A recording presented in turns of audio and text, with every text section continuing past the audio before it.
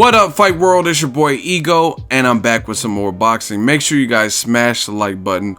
Also subscribe to the channel. And I'm back with my original segment, Boxing Ego's First Look, where I give you guys a sneak peek, a preview of the fight before the fight. Now, Anthony Joshua, IBF champion, he's had title defenses. He's going up against the biggest test of his career, and that's long-standing champion who recently lost to Tyson Fury in 2015, Vladimir Dr. Steelhammer Klitschko.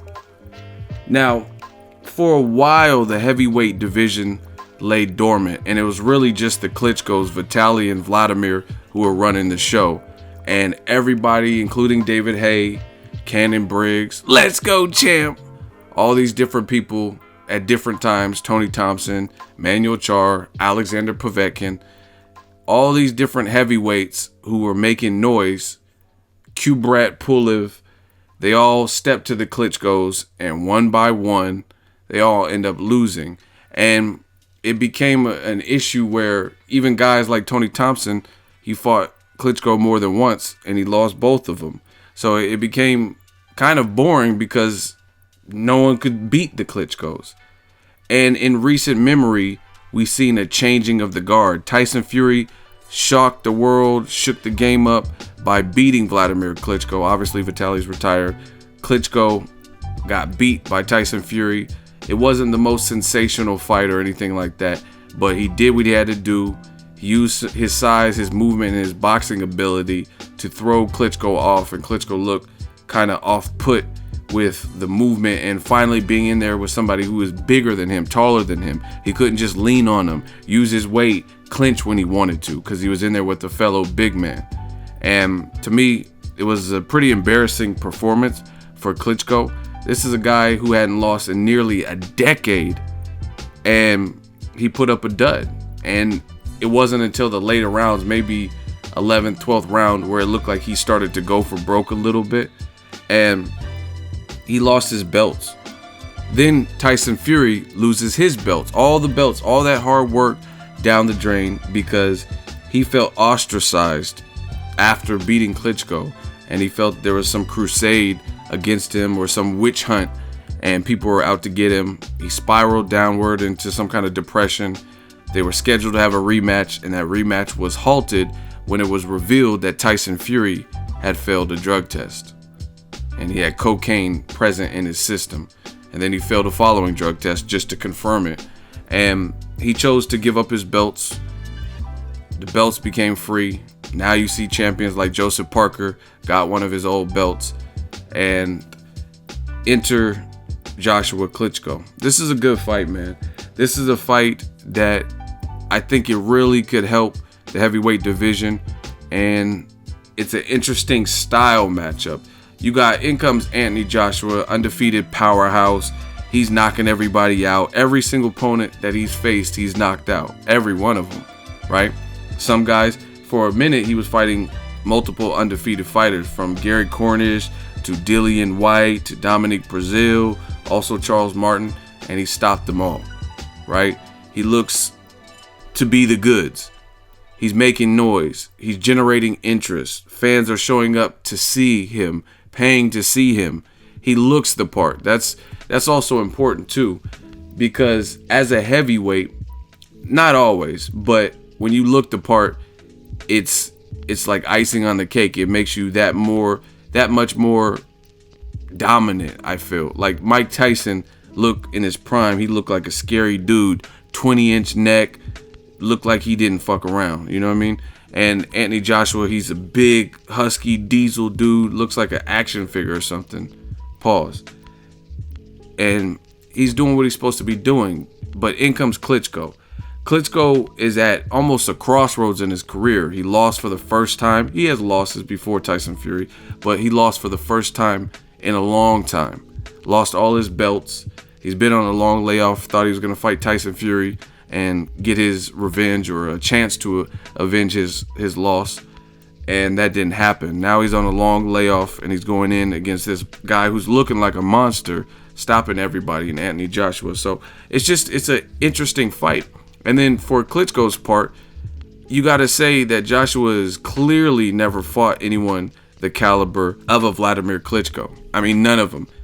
From Dillian Whyte, Gary Cornish, Dominic Breazeale, no one really does what Klitschko does well.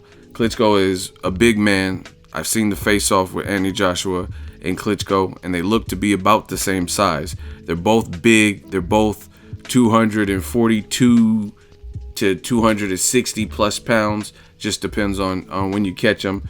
They're big guys. They're true. This heavyweight division almost needs a super heavyweight division, because some of the smaller guys, like when Steve Cunningham was fighting at that heavyweight, he has no shot to beat the guys that are Deontay Wilder, Tyson Fury, Joshua Klitschko size. They're just way too damn big for him, right? So this will be the best opponent that Joshua has ever faced. The two are familiar with each other. They've sparred each other in the past, and I don't know what happened during sparring, but I'm assuming it's good work.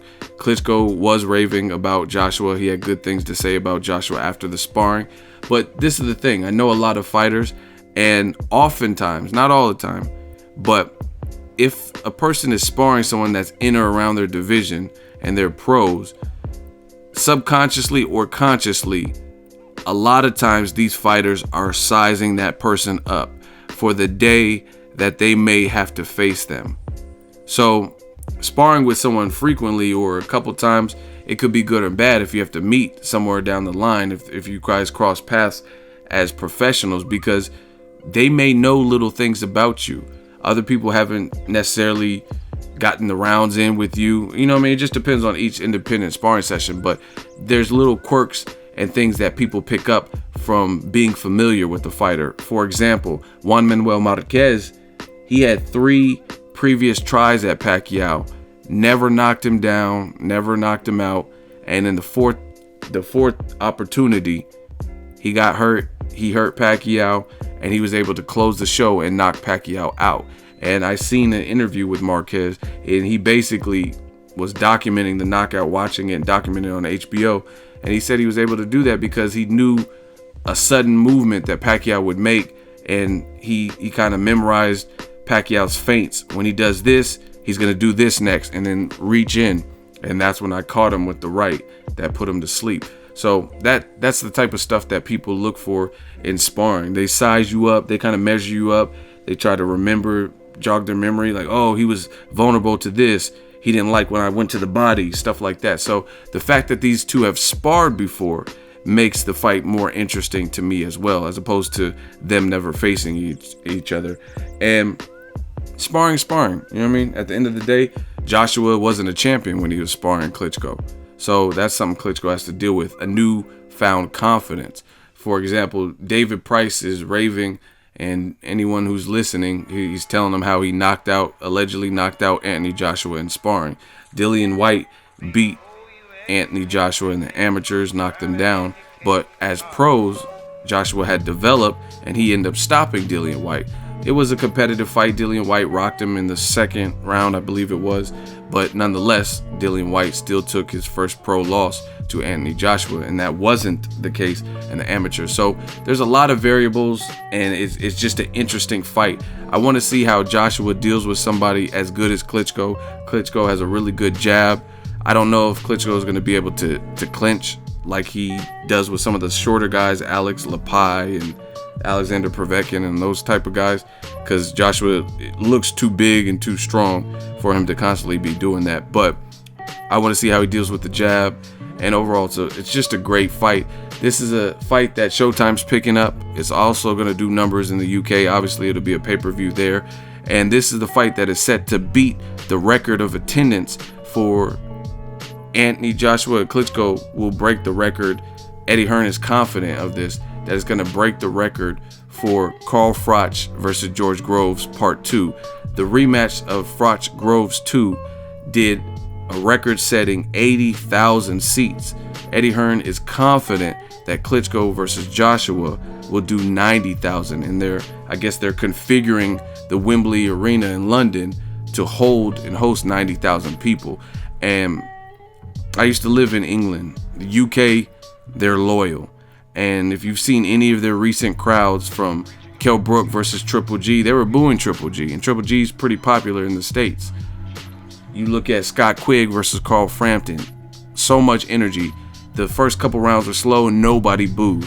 Lee Selby, his title defense and stuff like that. Just crazy electric crowd. All of Joshua's fights, crazy electric crowd. So I really think they can do it and seat 90,000 people for a fight like this. This is the type of fight that brings the excitement back to heavyweight division that it so badly needs. For a while, like the 70s and 80s, 90s, early 90s, the heavyweight division was the one on top. It wasn't until later where guys like Mayweather and Pacquiao started to emerge in lower divisions and build interest there. But usually the heavyweight division was always the division where you had the Tommy Morrisons, the Mike Tyson, Razor Ruddock, Lennox Lewis, Evander Holyfield, James Toney, Chris Bird.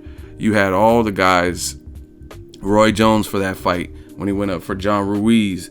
You just had so much action in the heavyweight division. Obviously, guys like George Foreman, Larry Holmes, and David Tua is another one of my favorites.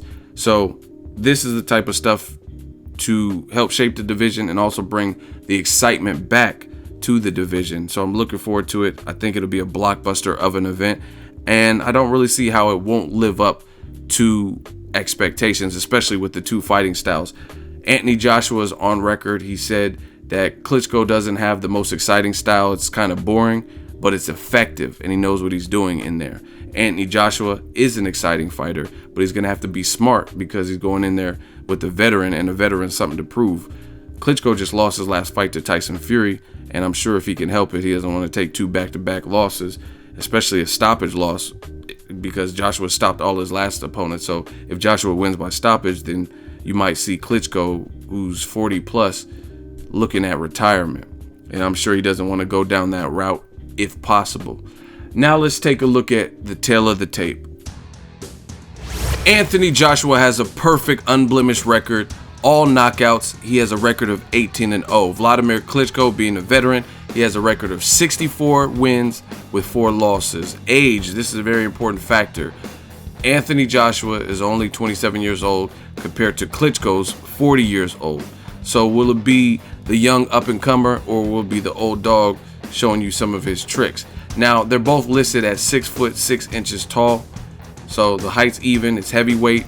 They can weigh in at whatever they want. Typically, both guys come in about 242-ish, maybe a little bit higher.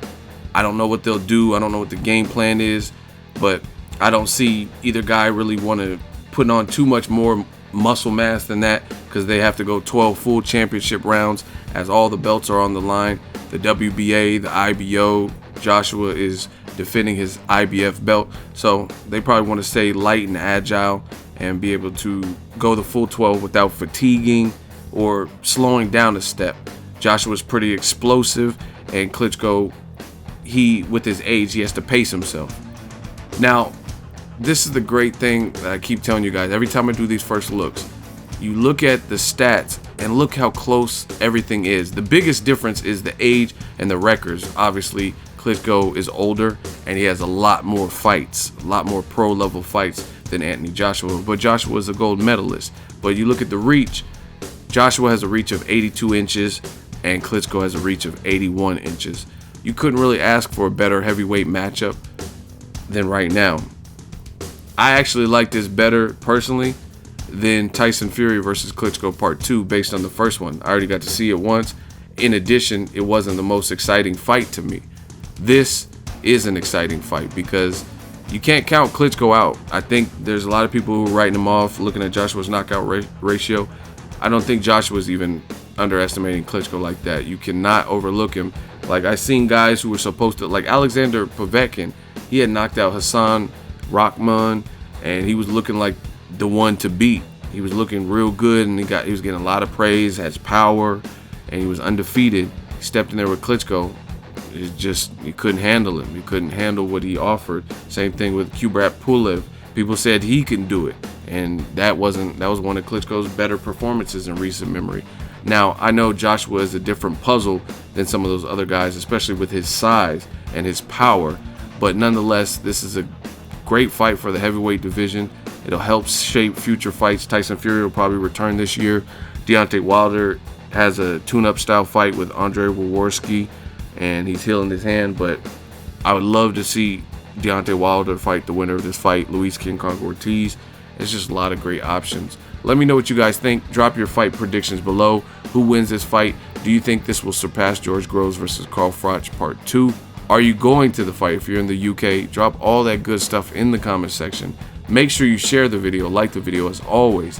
Hate, comment, and subscribe. Till next video is Ego signing off. So if you enjoyed this video and want more content like this on the channel, you can show your appreciation by going to the PayPal donate button or the YouTube support button, and you can donate any amount that you feel is equivalent to the value of this video. Much more to come. Thank you guys for your support. Boxing Ego, the future of boxing.